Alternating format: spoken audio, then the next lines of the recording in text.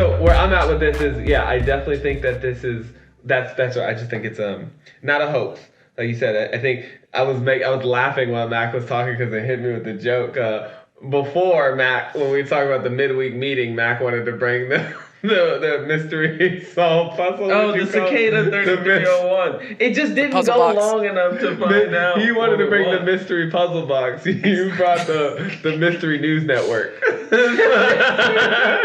The MNN. Yeah. That's a cool fucking. That would be a dope channel name. It's just this just doesn't have enough meat to it. I think he's reposting. No, but that's the thing though. It's got a lot of meat. He's got 4,000 posts.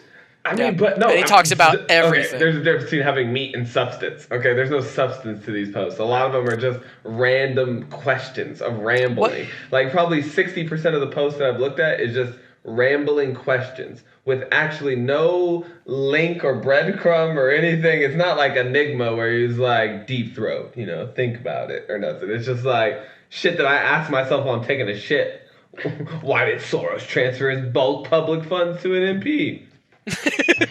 See, but that's the thing though. I thought that Q was this person like answering things. Yeah, I thought that dropping knowledge or something. Yeah, bro, we're all asking questions. Everybody's like, well, no, we're not though. I think that's why people are latching. They're like, this guy's getting us to ask questions. Yeah, and it's like, yeah. You should ask questions about everything. So, but by asking questions, he can make you find the answers though. Like a lot of these I'm seeing are like they look like a bunch of random questions, but they're like leading you to an obvious answer. You know what I mean? Which is that Democrats are demons. Well, it's like I'm trying to find a really good example. Yeah. We'll never know. Because it says like someone could be accused of third-degree murder if they unintentionally cause someone else's death while committing a dangerous act. Negligent ? Reckless ?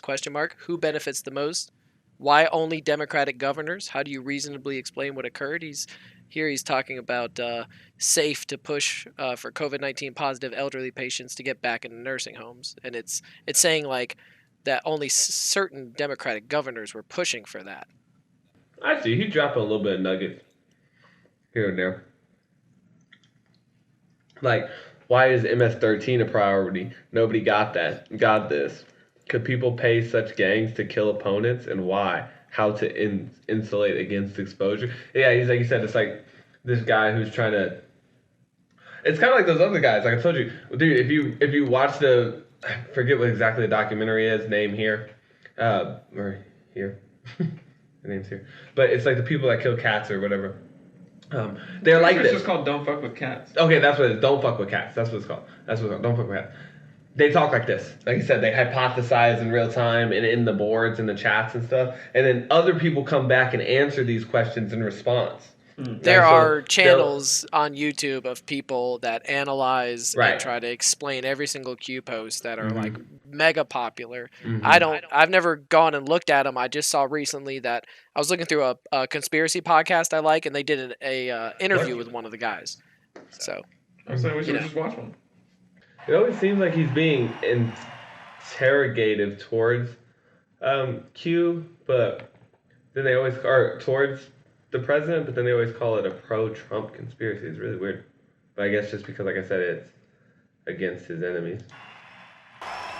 QAnon is, in essence, a conspiracy theory that gives hope to people who want the things it says to be true. And according to the conspiracy theory, Trump is actually leading an effort to prosecute villainous Democrats, most of whom are engaged in baby sex trafficking rings and committing other heinous crimes. It also wraps in deep state conspiracy theories. It is used as a hopeful way to explain things like the Mueller probe into the Trump campaign. I personally believe that much of what we are taught and told by authorities or institutions in this country is false information.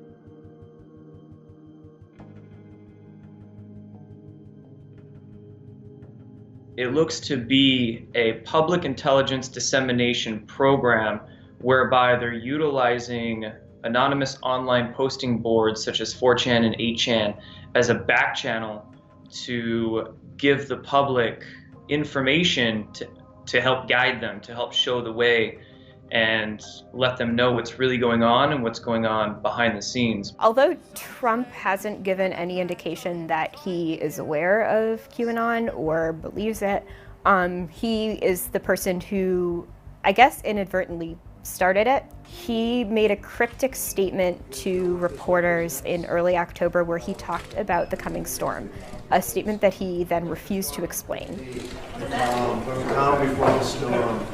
The phrase "the storm" has come to be super important to people who believe or circulate these posts, where the storm refers to this kind of coming mass justice against all of Trump's enemies. After the... They just completely lost me right there. Completely lost me. Have you ever been in a locker room? Yeah. You know what kind of shit you say? Like, you're the reckoning. You are the storm. When you're about to come out on the field to, like, win a game or do anything, you are the devil. You are the pack, the horde, the everything destructive and powerful that you can imagine you're coming out on the field with. Does anybody name their football team the Bunny Rabbits or the fucking Flower Powers? No, it's the fucking The Panthers, Storm. the Jaguars, the Storms, the Hurricanes, the fucking Ravages, Savages, something vicious. So he's like, yeah, it's the calm before the storm. There's He's already like, bias this is just in the... before I'm about to go in on these motherfuckers. Like, and I look then down all here... of a sudden they're like, yep, he's gonna persecute everybody. I mean, I look down here and it's like QAnon, a baseless conspiracy theory fueled by right-wing outrage online. Like, Jesus Christ, the amount of, like, their own opinion that is just slammed into this thing. Yeah. After this statement a few weeks later, there started to be these kind of anonymous posts on a site called 4chan. They started spreading to other platforms like YouTube and like Reddit, where people who maybe aren't as familiar with how 4chan works or how to read it could start to access and see these posts and get excited about them. I came across Q at the end of October in 2017. And it was within the first maybe 1, 2, or 3 days. Now, I first started seeing these posts on Twitter, actually. A bunch of people who believed in QAnon or wanted to give it more visibility showed up to a Trump rally wearing t-shirts and carrying signs that had big letter Qs on them. Many media outlets covered that and explained what QAnon was and began to kind of dive into this breakthrough moment for this conspiracy theory. People who believe in the QAnon conspiracy theory. Are so broad and often also bizarre. shockingly widespread. It's like an alternative reality game. Experts I've talked to who study media amplification will often kind of describe this paradox where journalists who are reporting on conspiracy theories or outlets that are pursuing these stories are simultaneously doing important and necessary work and doing the worst possible thing that they could do, which is giving these conspiracy theories an even wider audience. Common understanding of conspiracy theories in political life says that people who are out of power politically cling to political conspiracy theories or advance political conspiracy theories to somehow explain or justify their station. What's different about QAnon is that it's a vast conspiracy theory advanced by proponents of the victor of the presidential election. I think a lot of it is Trump supporters who love Donald Trump, who look at the publicly available evidence and say, well, I'm a little disappointed, right? And a small fraction of those people then say, there's some other explanation for this that transcends the available evidence.